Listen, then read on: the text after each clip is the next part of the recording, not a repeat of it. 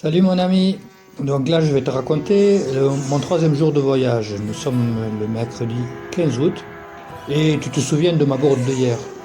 Si tu ne te souviens pas, je t'invite à jeter un œil à la vidéo qui résume les 2 premiers jours de ce voyage. J'ai donc dormi n'importe où sur le bord de la route à la belle étoile.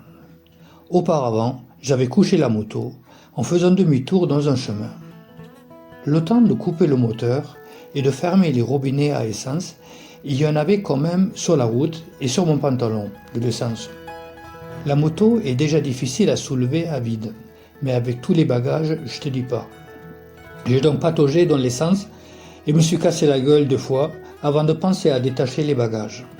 L'adrénaline aidant, ça a fini par se faire, mais j'étais complètement cuit. C'est probablement aussi pour ça que j'ai réussi à passer une assez bonne nuit. Par chance, il n'a pas plu. Debout à 6h30, j'ai commencé la journée par une première cafetière espresso, rapidement suivie d'une deuxième. Ensuite, j'ai rangé, et là, effectivement, c'était rapide, et c'est parti. Aujourd'hui, l'objectif, c'est Hinckley et le musée de l'usine Triumph. Je recommence avec mon roadbook Google Maps, mais en plein jour, il est toujours aussi nul que la nuit, mais en plus, là, il n'y a plus d'excuses. Je finis donc par rejoindre une autoroute pendant quelques dizaines de kilomètres.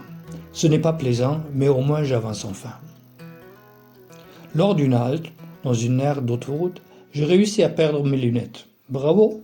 Et pour la lecture, ça devient carrément sportif. En suivant les routes principales, la signalisation est assez cohérente et je laisse tomber mes fiches. À midi, je m'arrête à Jack Seal Café, assez légendaire à l'époque, avec régulièrement de grands rassemblements de motos et de voitures. C'est d'ailleurs tout près du circuit de Silverstone. Mais je crois qu'après les restrictions du Covid, ils ont mis la clé sous la porte. C'est dommage. Mon premier repas british, ça tient au corps. Ils appellent ça un biker's breakfast, un petit déjeuner de motard. Ensuite, il me reste encore 60 km pour arriver chez Triumph.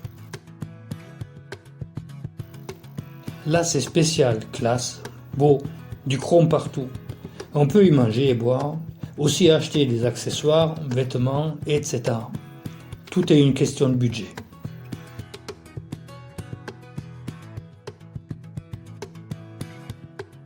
C'est la fin de la journée et il est temps de trouver mon camping à la ferme. Il y a camping et camping. J'aurais voulu prendre une douche, mais en mentionnant ce terme, on aurait dit que j'avais dit un gros mot. Apparemment, le patron fermier n'en voit pas l'utilité et n'en a pas non plus dans sa maison. Il me dit que les gens qui viennent ici apprécient le retour à la simplicité. Je te laisse juger. Au moins ce jour-là, il y avait visiblement très peu de gens avides de simplicité. Voici les toilettes. J'ai préféré me lâcher directement dans le pré et ça n'a choqué personne. Et voici la salle de bain. Tout comme les toilettes, la salle de bain est simple et spacieuse, mais manque d'intimité. J'ai réussi à me doucher quand même. Au moins, il y avait l'eau courante. On annonce de la pluie pour demain.